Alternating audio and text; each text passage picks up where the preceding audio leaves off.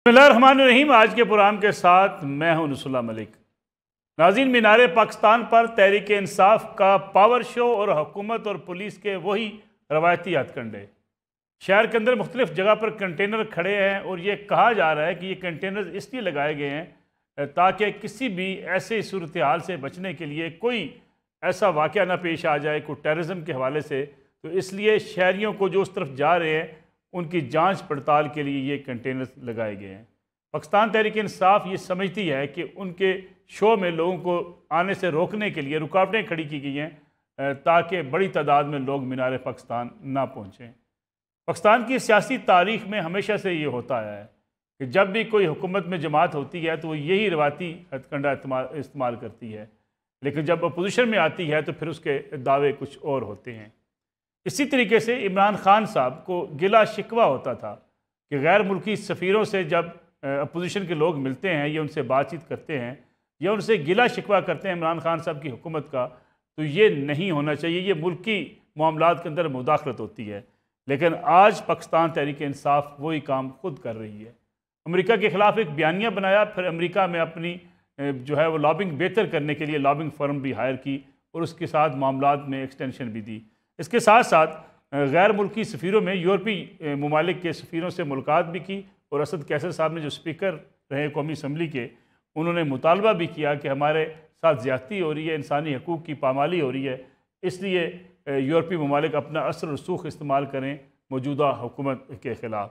उसके साथ साथ अंदलीब अब्बास साहबा जो पाकिस्तान तहरीक इंसाफ की एक सीनियर रहनुमा हैं, उन्होंने एक ऑडियो वीडियो पैगाम जारी किया जिसमें तमाम बैरून मुल्क पाकिस्तानियों से कहा गया कि वो खतूत लिखें अपने अपने ममालिक के सरबराहान को जहाँ जहाँ वो मुकीम हैं और इस हुकूमत के ख़िलाफ़ वो इन मज़ालम से उनको आगाह करें।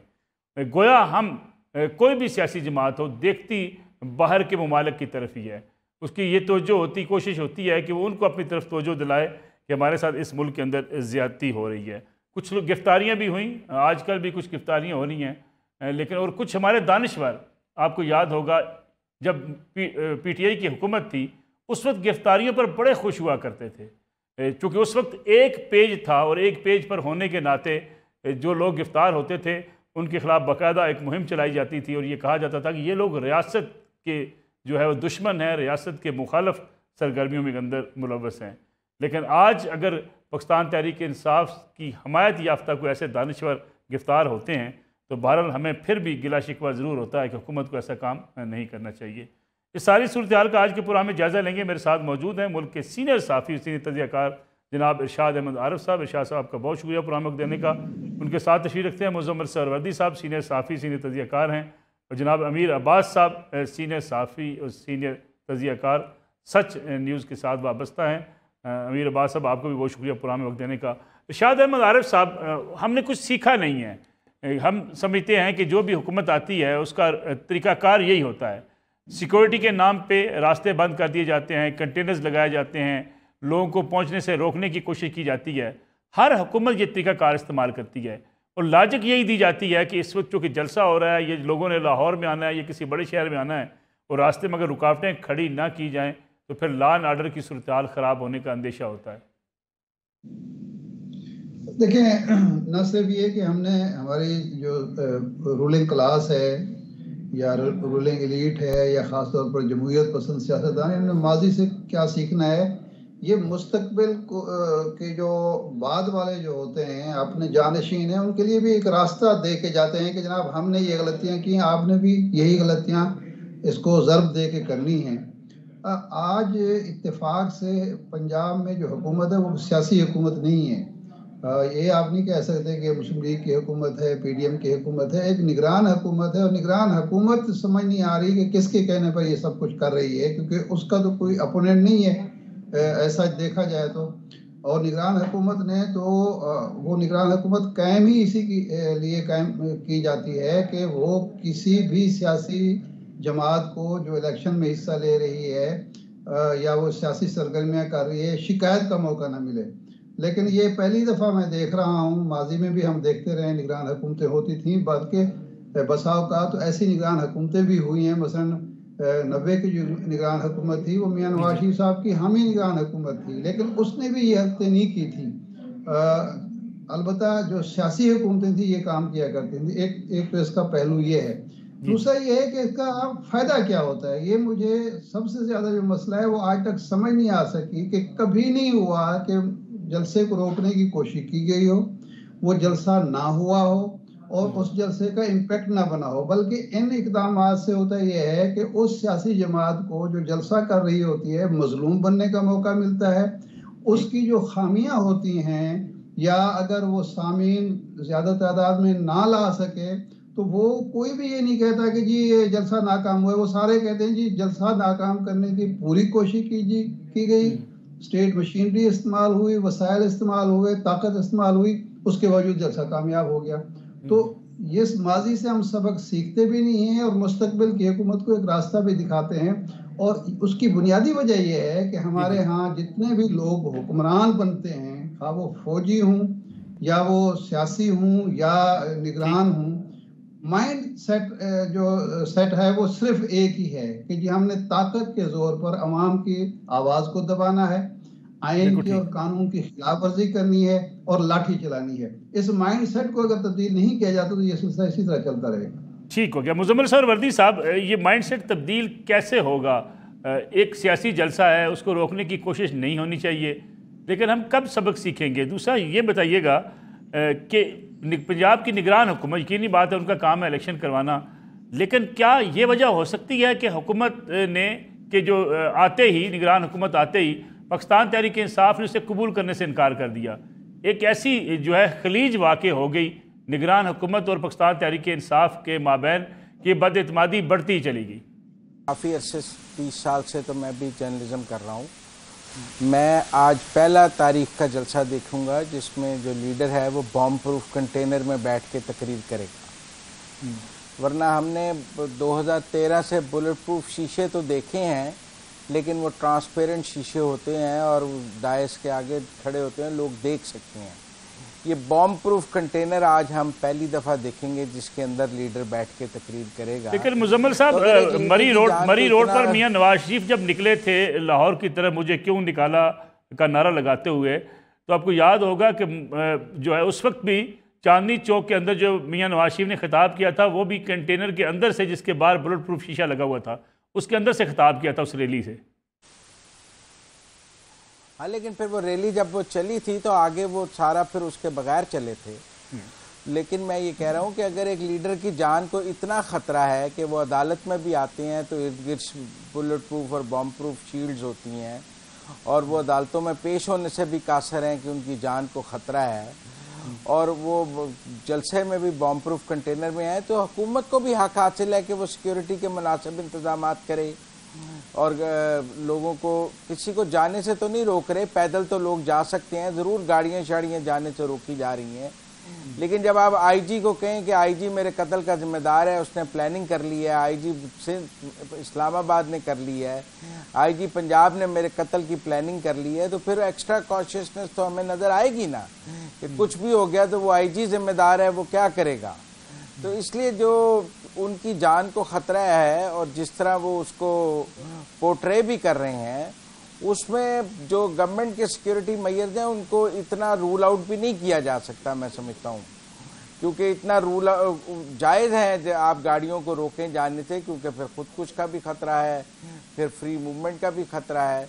तो लोग पैदल तो जलसागाह तक पहुँच रहे हैं, गाड़ियाँ जाने की ज़रूर रुकावट है, मैं आपसे इससे मुत्तफिक हूँ, और वो उसमें सिक्योरिटी की रीज़न को मैं जस्टिफाइड समझता हूँ कि अगर एक लीडर इस मुल्क की अदालतों में ये कहकर पेश नहीं होता कि मेरी जान को ख़तरा है, तो फिर उसकी सिक्योरिटी का तो मुनासिब बंदोबस्त होना चाहिए। अगर उसने जमान पार्क में लोग इकट्ठे किए हुए हैं कि मेरी जान को ख़तरा है, तो फिर बाहर हुकूमत को भी कंटेनर लगाने का हक होना चाहिए। इमरान खान साहब जो है वो अगर खुद कहते हैं मेरी जान को ख़तरा है, तो फिर बड़े इत्तेमाद, बड़े जलसों में जाने की ज़रूरत क्या है? वीडियो लिंक से अदालत में जाना चाहते हैं, वहाँ पे अपनी पेशी लगवाना चाहते हैं, लेकिन रावलपिंडी भी पहुँच गए थे और आज भी मीनार पाकिस्तान।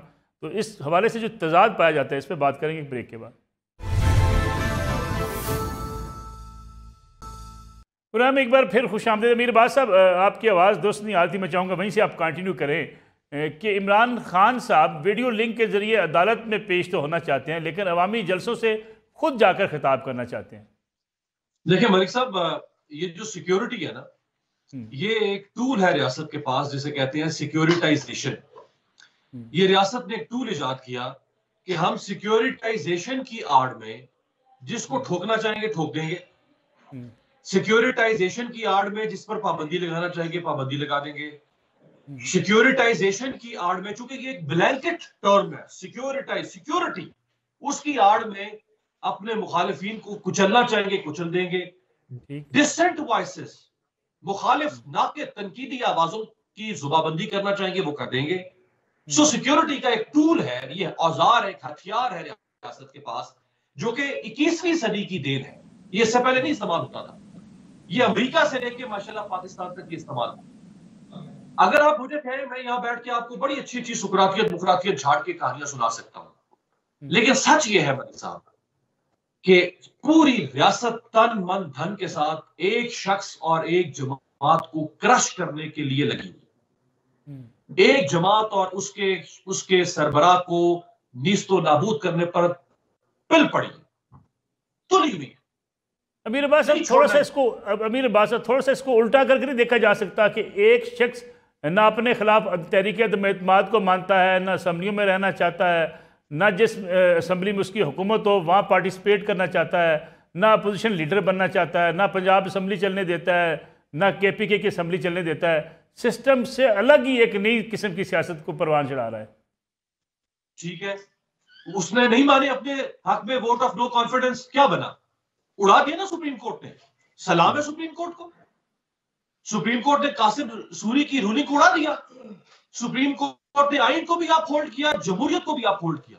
उस शख्स ने सदर को खत लिखा कि असेंबली तहरीर कर दो, सुप्रीम कोर्ट ने कहा नहीं, तुम्हारी कैसे जरूरत हो सकती है तुम इसको खत लिख के असेंबली तहरीर करवाओ, तुम्हारी तो हैसियत नहीं है ये। सुप्रीम कोर्ट ने अपहोल्ड किया कॉन्स्टिट्यूशन को, जमहूरियत को, सर तस्लीम खम है। वो शख्स कहता है असेंबली तोड़नी है, असेंबली तोड़ना प्रोगेटिव है, sole prerogative of chief executive of administrative unit, sole prerogative, किसी अनकंडीशनल सोल प्रोगेटिव है, किसी की कोई उसमें ले दे नहीं है। चीफ मिनिस्टर हो, प्राइम मिनिस्टर असेंबली तोड़ सकता है। अगर असेंबली तोड़ दी तो आइन में लिखा हुआ है ना, आइन 1973 में बना था। इमरान खान तो उसकी काउंटी क्रिकेट खेलता होगा या ऑक्सफोर्ड में पढ़ता होगा। ये जो जमहूरियत के चैंपियन आज सबसे बड़ी कॉन्स्टिट्यूशनलिस्ट जमात कौन है? People's party. सुबह शाम कौम को जमहूरियत और आइन की यखनी पिलाती है, सुबह शाम कैप्सूल देती है। हम आइन साज, हम आइन नवाज, हम आइन परस्त। आज क्या कर रहे हैं? आइन के साथ खड़े। ये मुस्लिम लीग नून दूसरी जमहूरियत नवाज, जमहूरियत की चैंपियन। हम वोट को इज्जत, ये वोट को इज्जत दिया जा रहा है या वोट को तहस-नहस किया जा रहा है? भाई जमहूरियत का कॉन्सेप्ट इंतखाबात से फरार, ये कभी सुना था? मतलब ये मोहम्मद बिन सलमान हो समझ में आता है, ये कतर का थानी खानदान हो समझ में आता है, ये कोई अफ्रीका का सानी अबाचा होता समझ में आता है, ये फिलीपीन का मार्कोस होता समझ में आता है, ये पीपल्स पार्टी और नून लीग जमहूरियत की चैंपियन इंतखाबात से फरार। उस शख्स ने जहां गलत किया वो गलत है, लेकिन जहां उसने अपनी सियासत का अपना रास्ता दिया उसका राइट है। हर सियासी जमात अपना रास्ता मुंतखब करती है, तारीख फैसला करती है कि वो गलत है कि सही है, लेकिन उसे क्रश कर देना, उसे उसके ऊपर मिंजनी के चढ़ा देना, ये किसको हक मिल गया भाई? लोगों के सामने उस शख्स को अमीर अब्बास साहब शाहिद खान अब्बासी को पुलिस पकड़ने गई, सरेंडर कर लिया उन्होंने। ख्वाजा साद रफीक को पुलिस पकड़ने गई, सरेंडर कर लिया उन्होंने। मिफ्ता इस्माइल को पुलिस पकड़ने गई, उन्होंने सरेंडर कर लिया। शहबाज शरीफ साहब को पुलिस पकड़ने गई, उन्होंने सरेंडर कर लिया। इमरान खान साहब को पुलिस पकड़ने गई, वो जत्था लेकर आ गया, पुलिस को मार भगाया। ये सिस्टम को इमरान खान साहब तो मान नहीं रहे हैं। मलिक साहब जत्था लेकर कहाँ आए? जमान पार्क के बाद लोगों पर लाठियां बरसाई, लोगों को मारा कूटा, वहां से भगा दिया। तो वो जो 18 तारीख को बुलाया था अदालत ने, 14 तारीख को पुलिस आ गई। इंटेंट क्लियर है, एक वाकया नहीं है मलिक साहब। आइसोलेशन में एक वाकये को देखेंगे तो लगेगा कि इमरान खान ने हलाकू खान की तरह बगदाद के ऊपर चढ़ाई कर दी थी। एक वाकया देखेंगे, आइसोलेशन में तो ना देखें ना, डॉट्स को कनेक्ट तो करें कि 11 महीने से हो क्या रहा है। 100 से ज्यादा मुकदमा। शाहिद खान अब्बासी की आपने बात की, शाहिद खान अब्बासी साहब को लाइन पे ले, उनसे पूछे 1, 2, 3, 5 मुकदमे होंगे, 100 से ज्यादा मुकदमा। इकदाम कत्ल का मुकदमा हुआ नवाज शरीफ पे इमरान खान के दौर में, इक़दाम कत्ल का मुकदमा हुआ ख्वाजा साद रफीक के पर इमरान खान के दौर में, दहशतगर्दी का मुकदमा हुआ ख्वाजा साद रफीक पर, शाहिद खान अब्बासी पर, यूसुफ रजा गिलानी पर, दहशतगर्दी, इक़दाम कत्ल, दहशतगर्दी, बगावत, शानदाना गुलजार पे मरियम नवाज पर बगावत की दफात दर्ज की गई, फरियाल तालिबों पर बगावत के मुकदमा दर्ज किए गए। अब मुकदमात की नौइयत तो देखे, म्यूटिनी, बगावत से और दहशतगर्दी से तो इतनी तो जूतों में दाल नहीं पड़ती थी जिस तरह इन्होंने बगावत के मुकदमे बांटे हैं। खुदारा कुछ तो ख्याल करें। ठीक है इरशाद आरिफ साहब, ये मुकदमात अगर रियासत की तरफ से बने, पाकिस्तान का अंदरूनी मामला है, इस पे यूरोपीय ममालिक के सफ़ीरों से मदद तलब करना, अमेरिका से मदद तलब करना, खतूत लिखना सबराहान मुमलिकत को जो बाकी दीगर ममालिक हैं, ये दुरुस्त रवैया है? और फिर ख़ास तौर पर मैं कुछ सोशल मीडिया पर देखता हूँ, कुछ लोग कहते हैं कि यानी पाकिस्तान के बारे में बुरा भला कहना, क्या ये कहा जाना चाहिए? गुजारिश ये है कि एक ग्लोबल विलेज की इस्तिलाह इस्तेमाल होती है और कई कन्वेंशंस हैं जिस पर पाकिस्तान दस्तखत कर रखे हैं। अगर आप कानून की, आइन की खिलाफ वर्जी करेंगे, इंसानी हकूक़ की खिलाफ वर्जी करेंगे और कोई शख्स अपने हक़ के लिए आवाज़ उठाएगा तो उसको आप वो कन्वेंशंस को कहाँ ले जाएंगे और इंसानी हकूक़ के जो पैरामीटर्स तय किए हुए हैं जिसके हम सिग्नेटरी हैं वो कहाँ लेके जाएंगे? जब आपने सारे दरवाजे बंद कर दिए हों किसी जमात के लिए, जिस तरह अमीर अब्बास साहब कह रहे हैं, तो वो क्या करेगी? वो अदालतों पर इतना दबाव, मीडिया पर इतना दबाव, हम नहीं जानते कि हम इस वक्त किस सूरत हाल से दो चार हैं। हमें किसी का जलसा दिखाते हुए भी 100 बार सोचना पड़ता है कि जी दिखाएंगे तो उसके क्या नतीजे निकलेंगे।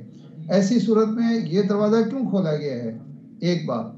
दूसरी बात ये है कि क्या ये जो दहशतगर्दी का मामला है, इस पर मैं कन्विंस्ड हूँ कि आपने अपना जो दहशतगर्दी के खिलाफ नैरेटिव है उसको तबाह करने के लिए ये मुकदमात कायम किए हैं।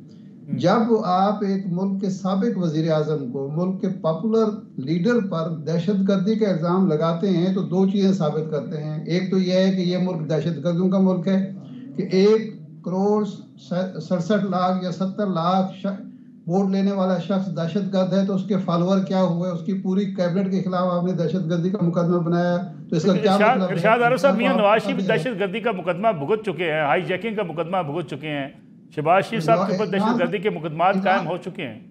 इमरान खान ने कायम किए थे। मैं तो एक सियासी, एक आप फौजी आमिर की मिसाल दे रहे हैं। मैं अर्ज कर रहा हूँ कि ये जो नैरेटिव बना है आपका दहशतगर्दी का, जो आपने 9/11 के बाद बनाया है और जिसका आप निशाना बने हैं, उस नैरेटिव को आप कमज़ोर कर रहे हैं और इंडिया के नैरेटिव को मजबूत कर रहे हैं जो कहता है कि पाकिस्तान दहशतगर्दों की नर्सरी है। इस पर ज़रा गौर फरमाइए। एक बात।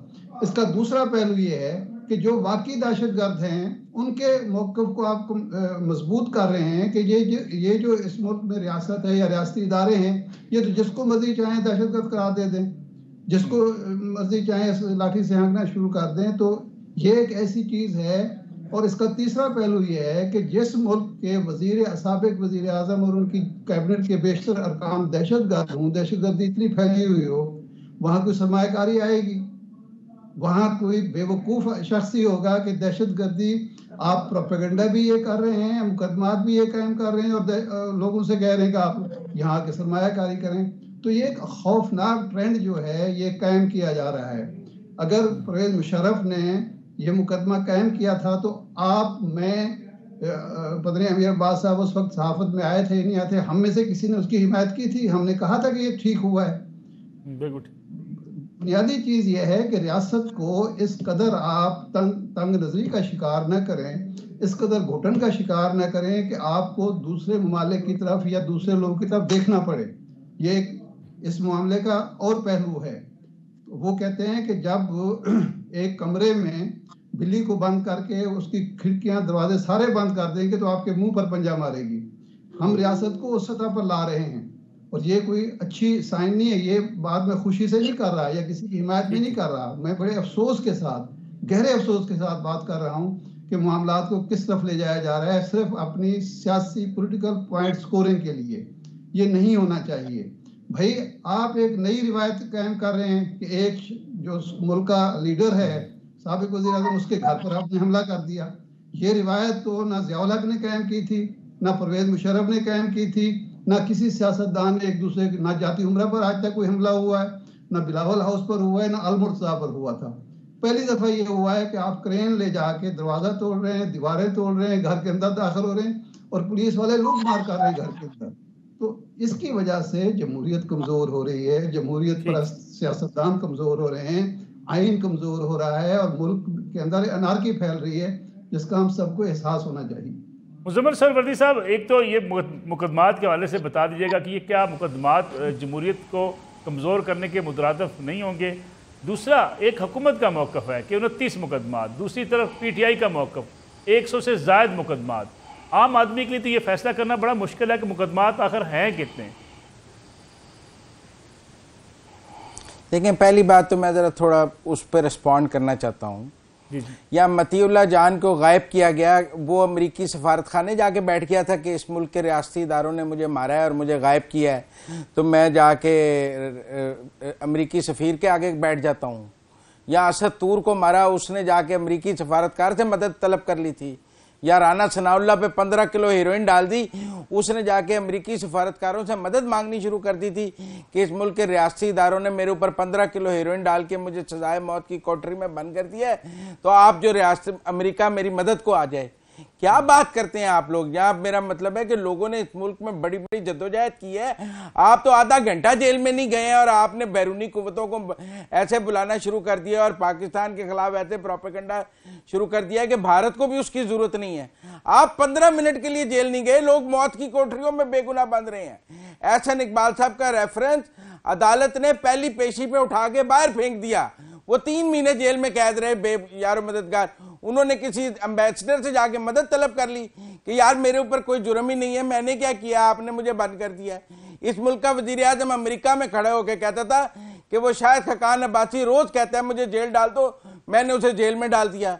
बड़ा जमहूरी रवैया था। वो शायद खकान अब्बासी ने जाके सफीरों से मदद तलब कर ली है कि इस मुल्क के वजीर आजम ने बैरून मुल्क खड़े होकर कहा कि वो कहते थे अगर मैंने गलत कुछ किया है तो मुझे जेल में डाल दो, तो उसने कहा हाँ मैंने उसे जेल में डाल दिया। ऐसा दौर भी देखा है हमने पाकिस्तान में, लेकिन उनमें से कोई किसी सफीरों से जाके मदद तलब करने नहीं चला गया था। किसी ने यहाँ डिप्लोमेटिक कोर के नाश्तों में पाकिस्तान के खिलाफ तकरीरें नहीं करनी शुरू कर दी थी। ये पहली सियासी जमात देखी है हमने जिन्होंने 15 मिनट की, उनके ऊपर कोई सख्ती नहीं आई और शोर वो ऐसे मचा रहे हैं जैसे मौत की कोठरी में बंद हो गए हैं। यहाँ सियासतदान मौत की कोठरी में बंद हुए हैं नाजायज, फांसी भी लगे हैं, उन्होंने ऐसा नहीं किया। और दूसरी बात ये है कि मुजम्मिल साहब डॉक्टर शहबाज गिल साहब का वाकया, आप बात तो जी नहीं आप बात सुन, कोई बात नहीं। शहबाज गिल साहब का ने भी तो कहा ना कि फौज में बगावत हो जाए, उन्होंने नहीं, मेरा एक सवाल आप सुन लें मुजम्मिल साहब, मेरा एक सवाल आप सुन लें। ये जो मुजम्मिल साहब मेरा एक सवाल सुन लें आप। आजम स्वाति साहब गए, इमरान खान साहब ने कहा उनको नंगा किया गया, शहबाज गिल साहब गए, उन्होंने कहा उनको नंगा किया गया, हिसान न्याजी साहब गए, उनके बारे में इमरान खान साहब ने कहा उन्हें नंगा किया गया। ये क्या वजह क्या है? वाकई ऐसा वाकयात हो रहे हैं या एक बाकायदा एक मुहिम चलाई जा रही, जो गिरफ्तार हो उसके बारे में ये कह दिया जाए उसे नंगा किया गया? मेरे ख्याल में मुहिम चलाई जा रही है। दूसरी बात यह है कि आजम स्वाति साहब ने माँ की गाली ट्वीट की, कोई करता है ये करे ना कहीं अमेरिका में बैठ के माँ की गाली ट्वीट। दूसरी बात यह है कि कोई कहे ना जाके ये अमेरिका का शहरी शहबाज गिल वहां जाकर कि जो सेंटकॉम के खिलाफ या अमेरिकी सिपा सलार के खिलाफ बगावत कर दी जाए। आप रेड लाइंस क्रॉस कर रहे हैं। आप इस मुल्क के आर्मी, ये क्या हो रहा है लंदन और अमेरिका, जो आर्मी चीफ को गालियां निकाली जा रही हैं तहरीक इंसाफ के झंडों के साथ, ये दुनिया में कहीं होता है जो तहरीक इंसाफ कर रही है? ये आपसे इक्तदार क्या गया है? आप पाकिस्तान को तबाह करने चल पड़े हैं। आपसे इक्तदार क्या गया? आप बाउले ही हो गए हैं। आपको समझ ही नहीं आ रही कि हम किसी तरह मुल्क ही तबाह कर दें। आप कह रहे हैं कि अब ये यहाँ हमें इक्तदार दे दो, यहाँ हम पाकिस्तान तबाह कर देंगे। दूसरा कोई रास्ता ही नहीं है इस मुल्क में अब रह गया कि यहाँ इक्तदार इमरान खान को दे दें, यहाँ मुल्क तबाह हो जाएगा क्योंकि उसके हाथ में लाठी आ गई। वो ठीक है मुजम्मिल साहब, एक ब्रेक प्रोग्राम में शामिल कर लेते हैं। प्रोग्राम में ब्रेक से बाद जब वापस आएंगे तो एक बड़ा एक बुनियादी सवाल मैं अपने तीनों मेहमानों के सामने रखना चाहता हूँ। इमरान खान साहब कहते हैं, PTI कहती है कि वो इस वक्त पॉपुलर तरीन जमात है, उसे किसी की सपोर्ट दरकार नहीं है, किसी उसे जो है जो जिसको भी खड़ा करेंगे वो इलेक्शन जीत जाएगा। लेकिन जमशेद दस्ती शेख वकास अकरम, फिर चौधरी परवेज़ इलाही की सदारत, आखिर ये कंप्रोमाइज़ पाकिस्तान तहरीक इंसाफ किस लिए कर रही है? उन लोगों के साथ जो इमरान खान साहब को इतना बुरा भला कहते रहे कि आज तक उनके मुखालफिन पाकिस्तान में उनके बारे में ऐसे अल्फाज इस्तेमाल नहीं कर सके। इस पर बात करेंगे ब्रेक के बाद। प्रोग्राम में एक बार फिर खुश आमदेद। इरशाद आरिफ साहब, सारे तजिए कहते हैं, PTI कहती है, कुछ जो सर्वे किए गए उसके मुताबिक कि पाकिस्तान तहरीक इंसाफ इस वक्त मकबूल तरीन जमात है।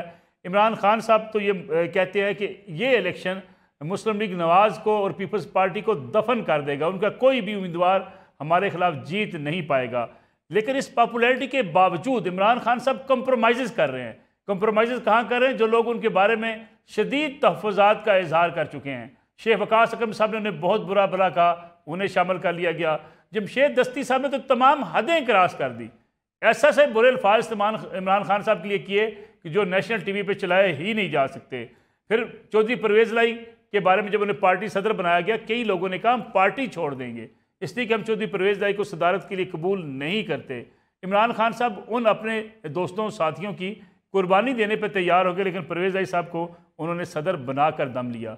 ये कंप्रोमाइज़ इमरान खान साहब क्यों फिर कर रहे हैं अगर इतने पॉपुलर हैं तो?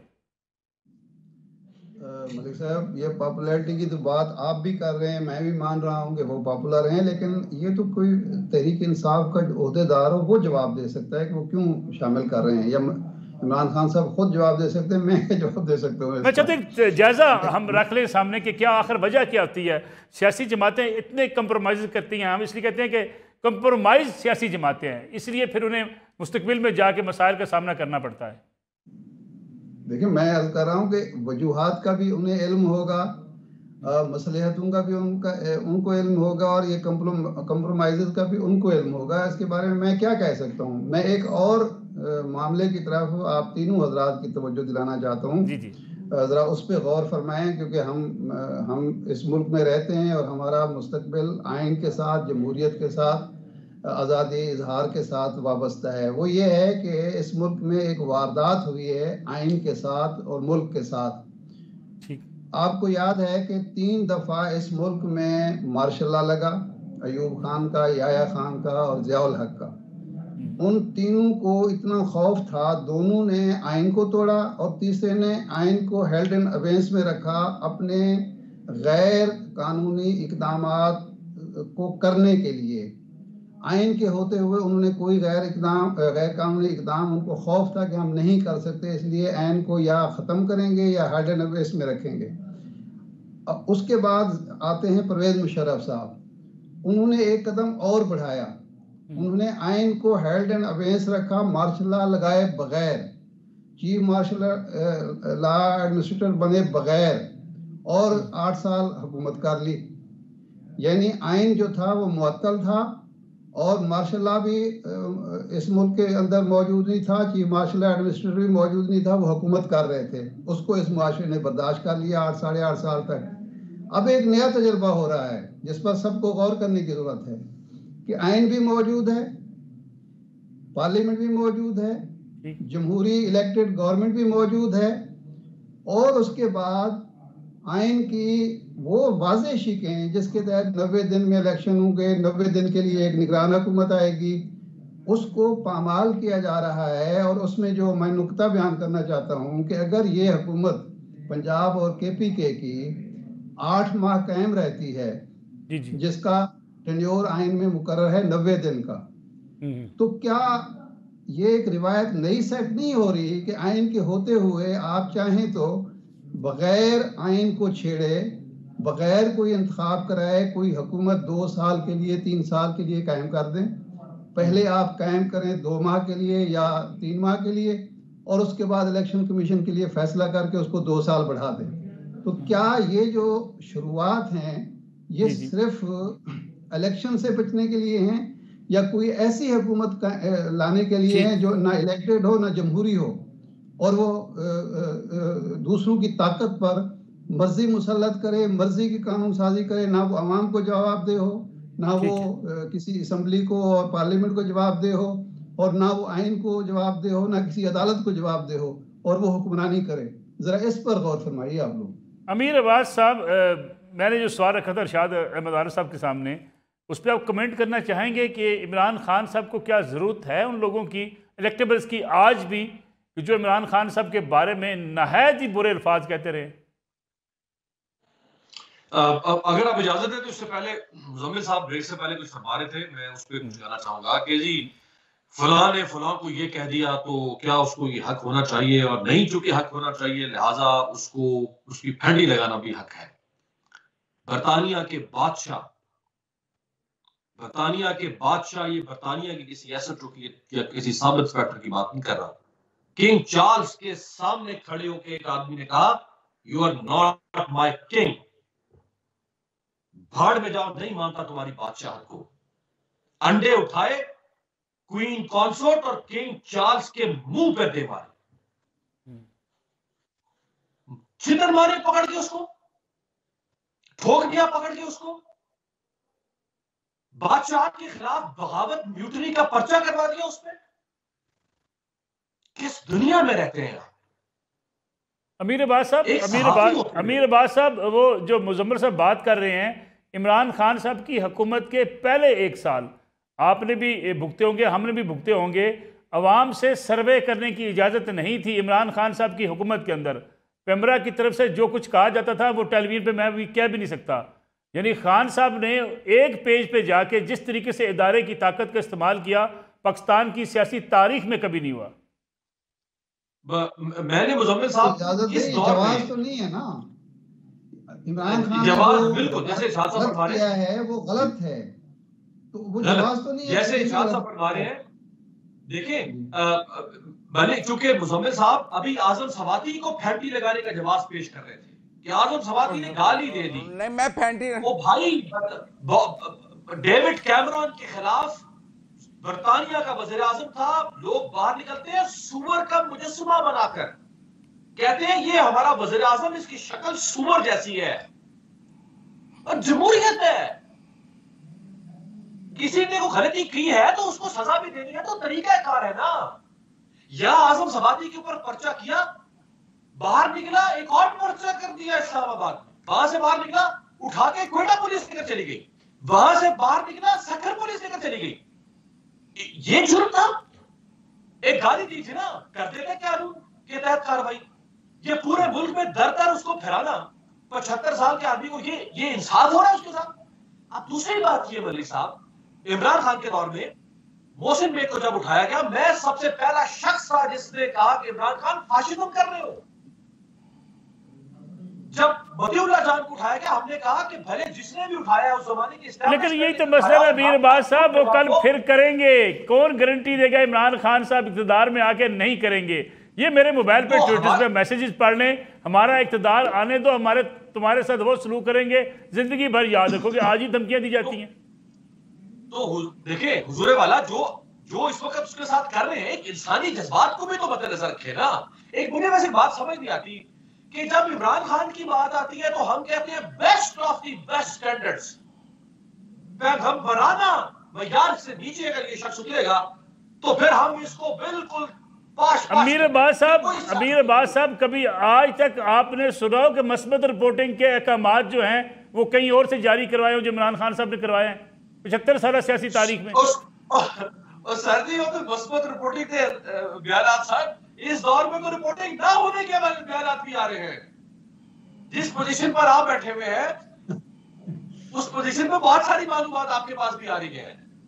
मैं भी एक छोटी सी पोजीशन पे हूँ, बहुत कुछ हो रहा है मलिक साहब, आज भी बहुत कुछ हो रहा है। आज के दिन जिस दिन आप और हम ये प्रोग्राम कर रहे हैं, मेरे मोहतरम एक बुजुर्ग है, मेरे भाई है बड़े मुजम्मिल साहब, आज के दिन भी बहुत कुछ हो रहा है। इसीलिए तो कह रहे हैं कि जो हुआ माजी में। चलिए थोड़ा सा इस पे कमेंट कर दे। ये जो इलेक्टेबल्स हैं जो खान साहब की बैंड बजाते रहे हैं, इनको लेना चाहिए था? उसूली तौर पे नहीं लेना चाहिए। मैं समझता हूं कि नहीं लेना चाहिए। जब अगर आपके पास कोई आ रहा है, आप जरूर उसको इज्जत दें। घर आए शख्स को इज्जत देनी पड़ती है। वो दस्ती साहब टिकट भी वो ले जाएंगे, हजूर कारकुन रोते रह जाएंगे ना, गालियां देने वाला टिकट ले जाएगा। बिल्कुल सही कह रहे हैं आप, और ये नहीं होना चाहिए, ये गलत होता है। मैं नहीं समझता। ठीक है, प्रोग्राम का वक्त चुके कम बचा है। मुजम्मिल सर वर्दी साहब, आप क्या समझते हैं, अब भी इमरान खान साहब को इलेक्टेबल्स चाहिए? चाहिए जी, ये बबल है सारा, जो बाजवा साहब की सहूलतकारी की वजह से था। मैं नहीं समझता कि ये फ्री एंड फेयर इलेक्शंस होंगे तो जो ये उस तरह के नताइज आ सकते हैं जिस तरह के पिक्चर पेंट की जा रही है।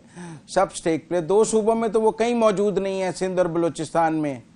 केपी में जिन सीटों पे वो खुद भी खड़े हुए हैं वहाँ पे मुखालफिन ने बहुत अच्छे वोट्स लिए थे और कोई ऐसा नहीं था कि इमरान खान साहब वो जीत सकते हैं। वहाँ जब कैंडिडेट्स का आपस में मुकाबला होगा, इवन ये ननकाने वाली सीट में शजरा ने भी, तो ऐसी बात नहीं है कि इमरान खान साहब को पता है कि मेरे जब कैंडिडेट्स आएंगे तो कोई ऐसी बात नहीं है कि खंबा जीत सकता है, इसीलिए वो हर जो विनिंग हॉर्स है उसको लेंगे, हर किस्म का कॉम्प्रोमाइज़ करेंगे क्योंकि उन्हें हकीकत पता है।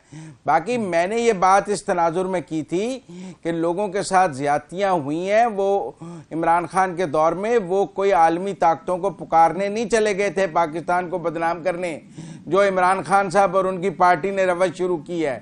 लोगों ने मुल्क के अंदर रह कर जद्दोजहद की है, आलमी आकाओं को बुलाना पाकिस्तान के खिलाफ शुरू नहीं कर दिया था, जो इमरान खान ने शुरू कर दिया है। मुजम्मल सोहरावर्दी साहब, अमीर अब्बास साहब, इरशाद अहमद आरिफ साहब शरीक गुफ्तगू थे। तीनों मेहमानों का बहुत शुक्रिया। नाजरीन, पाकिस्तान इस वक्त बड़ी नाजुक सूरत हाल से गुजर रहा है। सियासी महाजराई बढ़ती ही चली जा रही है, कोई किसी को कबूल करने को तैयार नहीं। लेकिन एक बड़ी बुनियादी चीज़ है जो तमाम सियासी जमातों के लिए, सियासी कारकुनों के लिए और मीडिया अरकान के लिए नहायत ही ज़रूरी है कि हम अपना गिला शिकवा अपने आप से कर सकते हैं, अपने इदारों से कर सकते हैं। लेकिन अगर आप मुल्क से बाहर जाके या मुल्क से बाहर बैठे हुए अफराद ईमेल्स के ज़रिए दीगर ममालिक को पाकिस्तान के बारे में बुरा भला लिखेंगे, पाकिस्तान की खराबियाँ बयान करेंगे, तो इससे पाकिस्तान के लिए कोई बेहतर किरदार नहीं बल्कि पाकिस्तान को नुकसान ही पहुँचाएंगे। फिर ख़ास तौर पर तहरीक इंसाफ को इसलिए भी तनकीद का सामना है कि तहरीक इंसाफ का तो बयानिया ही ये था कि हमें अमेरिका ने अमरीकी मुदाखलत के नतीजे में हमारी हुकूमत ख़त्म की गई है, लेकिन फिर उन्हीं ममालिक से जाके अपने इक़्तिदार के लिए या अपने ऊपर होने वाली किसी ज़्यादती के लिए सपोर्ट मांगने को क्या कहा जा सकता है? क्या ये मुदाखलत नहीं है? क्या आज अगर इमरान खान साहब की हमायत के लिए ज़ल्म खलीलज़ाद आते हैं या अमरीकी सेनेटर्स बयान देते हैं तो इसे पाकिस्तान के अंदर क्या मुदाखलत शुमार नहीं किया जाएगा? ये भी बड़ा अहम सवाल है। लेकिन तहरीक इंसाफ ये समझती है कि हमें इस वक्त जहाँ से भी सपोर्ट मिले दुनिया भर से हमें मिलनी चाहिए ताकि पाकिस्तान तहरीक इंसाफ जो चाहे करे। अगर उनके कारकुन बाहर निकलें, लाठियाँ उनके हाथ में हों, तब भी उन्हें गिरफ्तार ना किया जाए। और पुलिस ये समझती है कि अगर उनको ऊपर से अहकामात हैं कि कोई रैली जुलूस नहीं निकलेगा तो हुकूमत का काम होता है अहकामात पर अमल दरामद करवाना। अब दरमियान में पुलिस भी फंसी हुई है, मीडिया अरकान भी फंसे हुए हैं, क्योंकि सियासी महाजराई की इस जंग में कौन सच्चा कौन झूठा ये फैसला करना भी बसा औक़ात बड़ा मुश्किल हो जाता है। नाज़रीन, आज का प्रोग्राम था। इंशाअल्लाह कल आपकी खिदमत में दोबारा हाज़िर होंगे। इजाज़त दीजिए। अल्लाह हाफ़िज़।